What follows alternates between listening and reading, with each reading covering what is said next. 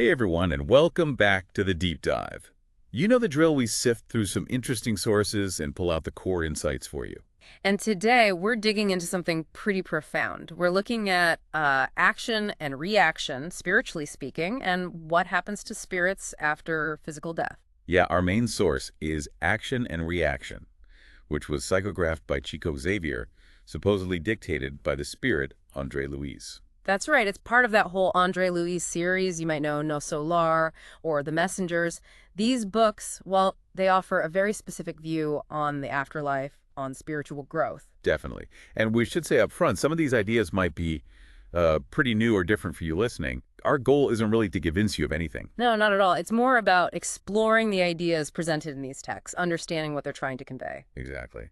So, okay, let's dive in. What's the first thing these texts tell us happens, after we leave the physical body? Well, one of the first things mentioned is a bit surprising. It's encountering spirits who seem, totally normal in life, but turn out to have a lot of negativity. They call them human beasts. Human beasts. Wow. Okay. Yeah. And what's interesting is the idea that these spirits need some preparation before they can even be let into places of assistance Uh-huh. to avoid causing disruption. So it's not just about showing up for help. There's a process. Right. And there's this principle mentioned. Order is the basis of charity. It kind of implies a need for structure, for readiness, before help can be effectively given. Makes sense. You can't just help someone who's determined to cause chaos, I suppose. Precisely. And related to that, there's mention of a spiritual city in what they call the higher sphere. Apparently, it's been around for over 3 centuries. Okay, a spiritual city. What's its function? It acts as a reception point, basically, for spirits who are unhappy or sick, spiritually speaking, and are looking for regeneration, for healing. So a place to recover. Yeah, and from there, spirits might ascend higher, or they might eventually prepare to return to Earth for what's called corrective reincarnation, another go-round to learn lessons. Another chance. That theme seems pretty central. Okay, now this next bit sounds dramatic. Magnetic storms in the afterlife. Uh-huh. It's described just like that. Magnetic storms. And these aren't just, weather events. They're spiritual phenomena. What do they do? They supposedly sweep away spirits who are unprepared, who are sort of adrift, and these unmoored souls. They're described as those who actively rejected moral principles, who carry a lot of inner turmoil. So it's linked to their inner state, their choices. Absolutely. It contrasts sharply with this other idea presented that even a really long life on Earth is, in the grand scheme, just a simple learning experience. These storms suggest our inner state has serious consequences. Yeah, it really puts emphasis on our internal world, doesn't it? It does. And to show the path of recovery, there's this story of a spirit who spent 50 years in a refuge after dying. 50 years. 50 years. Wow. Doing what? Well, he started as a patient, someone needing help, but then he progressed, became an orderly, then a nurse, a teacher, and eventually he was guiding the institution himself. That's quite the transformation. It really paints a picture of gradual healing and finding purpose, even after death. Exactly. But it's also careful to point out who ends up in the really dark places. It says it's mainly those with deliberate criminal intent. People who actively extinguish their own inner light, so to speak. Not just people who made mistakes. No, the text suggests that simple souls suffering because of maybe natural errors in their first experiences aren't in those lowest regions.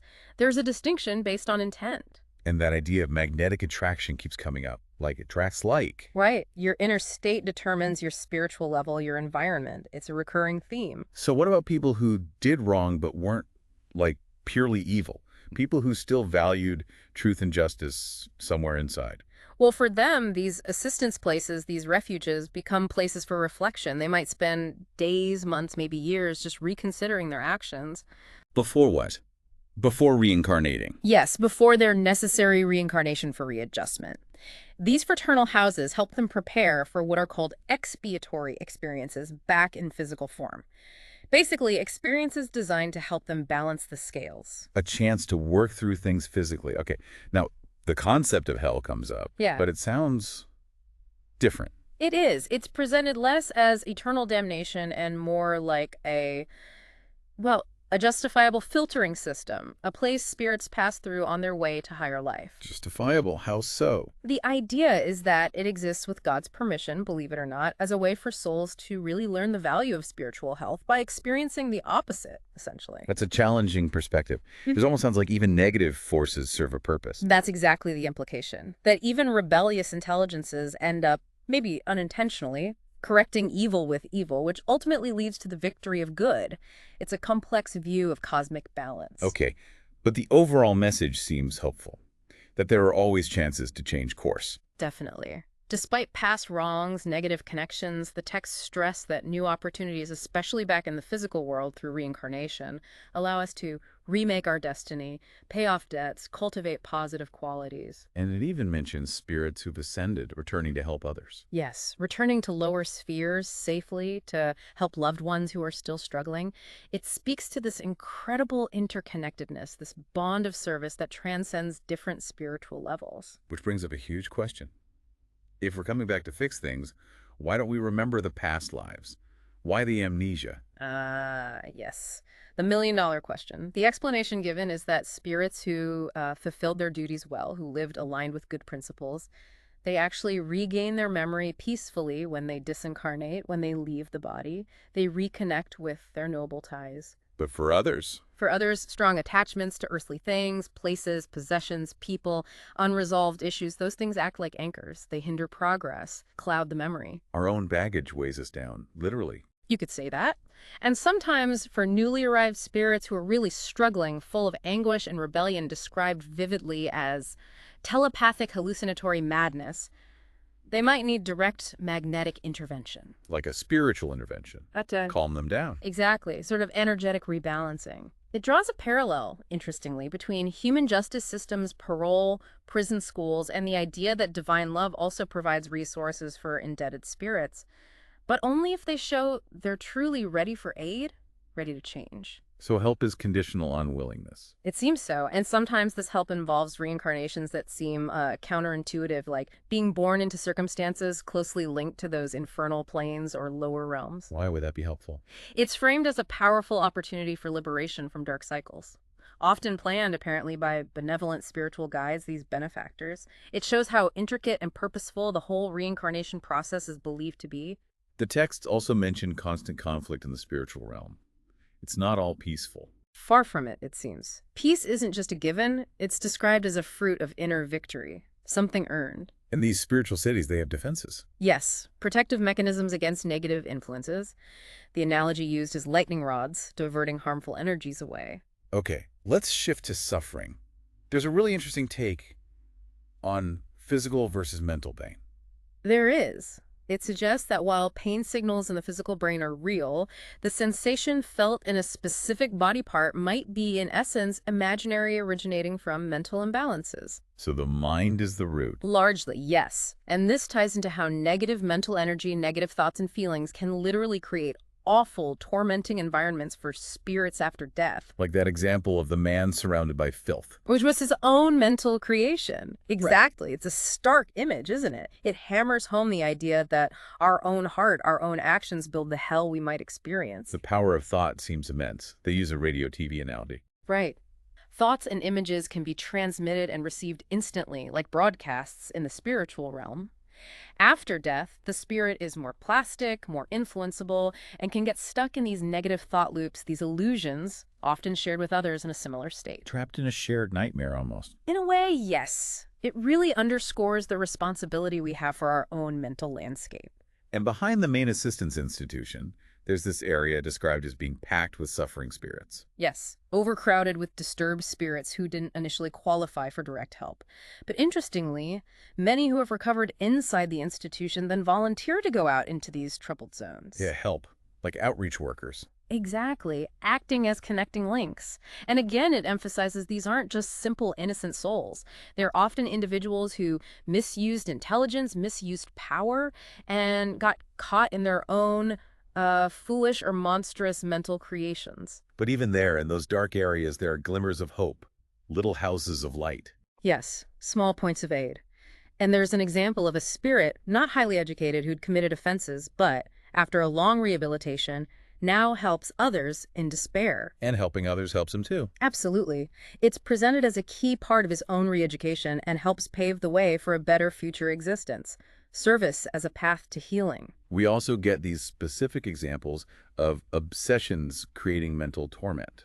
Brother Vega. Yes, obsessed with a lost inheritance. His mind just constantly replayed fleeting images of his sons, his lost possessions. Pure mental torture, self-inflicted. And the other one, surrounded by filth because of misused wealth. Right. Consumed by the negative energy associated with that wealth. These stories really drive home how lingering attachments and guilt shape the spirit's reality. It all circles back to that core principle. Light liberates, darkness imprisons, and the need to understand these immutable laws of destiny. Precisely. And prayer circles are mentioned as important opportunities for spiritual connection and upliftment. But with a caution. What's the caution? The importance of maintaining a pure heart and mind in those settings. Even a single unworthy thought, it suggests, could momentarily manifest, disrupting the positive energy. Shows how sensitive those environments are believed to be. Then there are Magdalena and Sylvia. Ah, yes. A cautionary tale. They sowed egoism and discord, incited crimes in a past life, and are now, well, expiating those offenses against fraternity in lower realms. A stark reminder of collective responsibility. Yet amidst these warnings, there are also prayers for divine compassion. Absolutely. Prayers for purification, for upliftment, prayers for those struggling with irresponsibility, with despair. It shows that even within this system of cause and effect, there's room for grace and intercession. The complexity of individual journeys is really highlighted with Olympio. Right. Consumed by ego, neglected others. He found the spiritual realm difficult because he hadn't built those positive connections, those threads of affection, during life. But his story also hints at future connections. Right. Reincarnation bringing people back together. Yes, the idea that past relationships, even difficult ones, can be revisited in future lives for healing and readjustment, the universe providing constant chances for reconciliation. Then we get introduced to Minister Suncio and a deeper dive into causality laws, the house of God. Yeah, the universe operating with divine order. It talks about divine administration, like cosmic departments, managing life based on love and justice. All our resources, talents, opportunities, they're described as temporary loans from God for our growth. Loans we have to account for. Essentially, yes.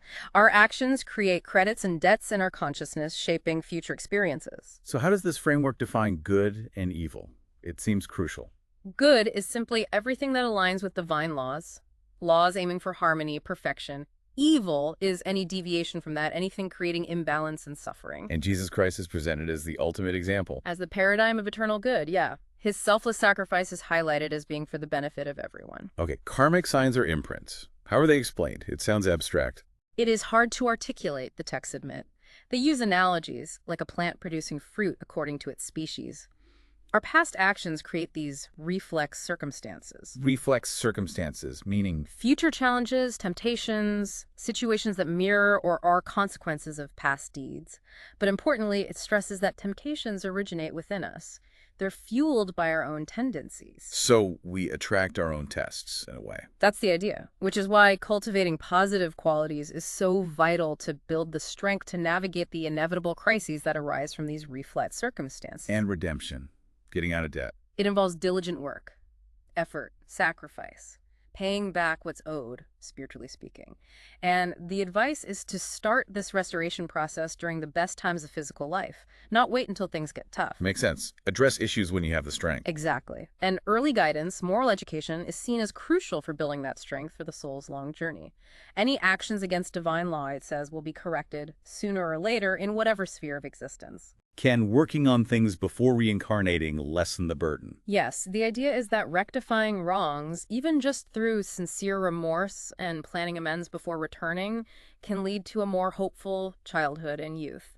The heavier recapitulations might then come later in maturity. Though there are exceptions. Yes, cases of immediate harsh expiation where suffering might begin even in the womb. It depends on the severity and nature of the past actions. We then hear about Louise, obsessed with money. Right, and tormented by disincarnate relatives who had actually encouraged his miserliness in life. A clear example of how our inner state attracts corresponding influences even after death. But then the contrast with Elzira is striking. Incredibly so. Her husband's actions caused harm, but she pleads for forgiveness for him and offers her own future life to help those he wronged. It's powerful. And her forgiveness of those who harmed her family is described as radiant. Yes, a testament to the transformative power of love and forgiveness, even in the face of deep hurt. It reinforces that we carry our mental creations, our thoughts, feelings, actions with us into the afterlife. The description of the external sanctuary is interesting too. Hands in prayer. Symbolically, yes. Contrasting with the internal temple, which is the living heart, the cross represents sacrifice, and empty niches emphasize the universality of divine love, not tied to specific figures. And some spirits can't enter. Why not? Because they lack sincere compunction, true remorse. Their inner state, their vibration, doesn't resonate with the sanctuary's prevailing electromagnetic forces, as the text puts it. Wow. Then there's Marina, contemplating suicide. Yes, and assistance is provided to intervene to prevent her self-harm. Her story highlights how deeply interconnected past lives and present struggles can be, often forming the backdrop to current crises. It really emphasizes that we're not alone in our struggles, even if we don't realize it. Absolutely. And the complexity of relationships is explored further with Ildu and Marcella. Their past life dynamics directly impacted their current challenges as a couple. Divorce is mentioned. As a concession to human difficulty, yes. But it doesn't magically erase the underlying karmic debts between the individuals involved. Past roles often reappear in future lives for readjustment. What about childhood amnesia? Why don't kids remember past lives clearly? It's explained as a natural thing, a temporary inadaptation between the soul and the still developing physical brain and body.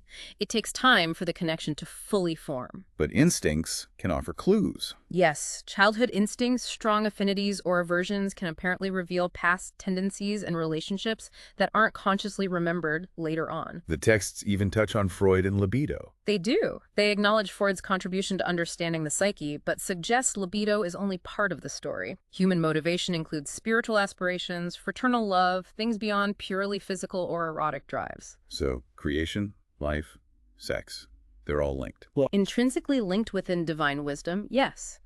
And sexuality in the spiritual realm is described much more broadly than just physical acts. It includes deep platonic connections, shared creative work, expressing the soul's inherent masculine or feminine qualities. Emotional sublimation is key then, using those energies constructively. Very much so. Sex, in its essence, reflects mental qualities and is seen as a divine gift for creating good. With greater spiritual understanding comes greater responsibility in how these energies are used. And responsibility in relationships. Yeah. Even if you didn't directly cause someone's failure. You might still be responsible for creating the circumstances that led to their struggles.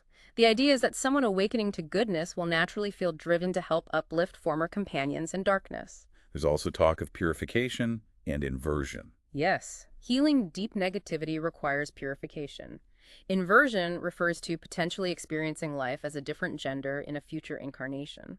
It's presented as a mechanism for learning respect and balance, rectifying past imbalances in relationships by experiencing the other side. Experiencing the consequences of past disrespect, perhaps. That seems to be the idea. And the law of cause and effect even extends to procreation. Choosing not to have children, while understandable, carries responsibilities related to life's creative energies that might need future readjustment.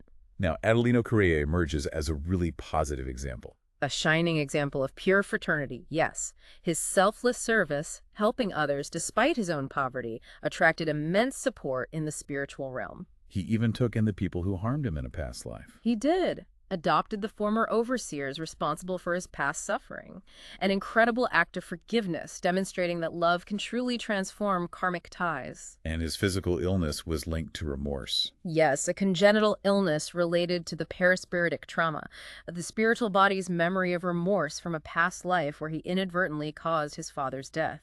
Guilt has long-lasting echoes. The scene where he reconnects with his mother through prayer sounds incredibly powerful. It really highlights the potential for mutual forgiveness and healing, the uplifting power of shared, sincere prayer. Then there's Ernesto, who mistreated his disabled brother. Fernando, yes. Driven by greed in her past life. His subsequent reincarnation with mental challenges is presented as a direct consequence, experiencing the suffering he himself inflicted. A very clear example of karmic justice at work. And when does suffering stop creating more debt? When it becomes a blessed altar, as the text says, meaning when the suffering doesn't generate more suffering in others through bitterness or resentment, that indicates the debt is being resolved. There's also advice about not dwelling on big disasters. Yes, because focusing on widespread negativity can instill fear and actually hinder the progress of those genuinely trying to find balance and do good. Maintain focus on positive action. And divine assistance can protect people. Individuals on difficult paths, if they're engaged in genuinely commendable actions, receive support to prevent, say, a forced or premature death that isn't part of their necessary karmic plan. And good deeds can offset bad ones. Exactly. Generating new, positive causes can neutralize the effects of past negative actions, helping restore equilibrium. It's not just about paying debts, but also building credit. Collective rescue efforts are mentioned too, but with a catch. Right. Even advanced spiritual workers might need to confront their own past collective misdeeds, like murdering fellow soldiers centuries ago, to progress further. Outward good deeds aren't enough without inner purification. Shared pain can be a remedy sometimes. Yes, for mutual failings, like parents who failed their children learning through shared sorrow and longing in a future context. Pain as a teacher. What are sanctions? They sound negative. They're described more as corrective measures, sometimes sought by the spirits themselves after repeated failures, as part of their re-education, like requesting a stricter curriculum for oneself. And spiritual institutes help match the spirit to the right body for reincarnation. Based on their energetic state, their needs for learning and expiation, yes. Praying for re-education itself is seen as a positive sign, showing awareness of one's indebted state. Spiritual leaders like Druso are held up as examples. Yes, embodying moral integrity and compassionate guidance. Essential figures in these spiritual communities. The descriptions of spirits lost in mental anguish sound harrowing. They are disfigured, unrecognizable, driven mad by their own minds. It's a stark portrayal of the consequences of unchecked, negative mental states. And the reveal about Druso and Silas being father and son Explains their incredibly deep bond and shared mission, particularly in helping Aida, a spirit whose loss they both felt responsible for in that past life. True separation isn't physical distance, then. It's divergence of feeling, of spiritual alignment. Hearts connected by affection remain close, regardless of location. Druso's farewell ceremony sounds very moving. Filled with immense gratitude from countless spirits he helped, a real testament to the impact of selfless service. His final prayer is all about humility, perseverance, and trusting in divine love. Wow, okay, that's a lot to process. It paints a really intricate picture. It really does. The core themes are that deep interconnectedness of actions and reactions across lives, the power of compassion, forgiveness, the ongoing journey after death, and continuous chances for learning and redemption. These are definitely complex concepts, as we said. Yeah. And if this resonates, exploring the original texts might offer even more depth. So maybe a final thought for everyone listening. Yeah, maybe consider, how are your thoughts, your feelings, your actions right now potentially shaping your future, both in this life and perhaps, according to these texts, beyond? Thinking about the power we have right here, right now, to make conscious choices, to work towards positive change, towards inner peace. It definitely makes you reflect on the ripples we create, doesn't it? And how we can maybe strive to make those ripples more harmonious, more compassionate. It's certainly a journey.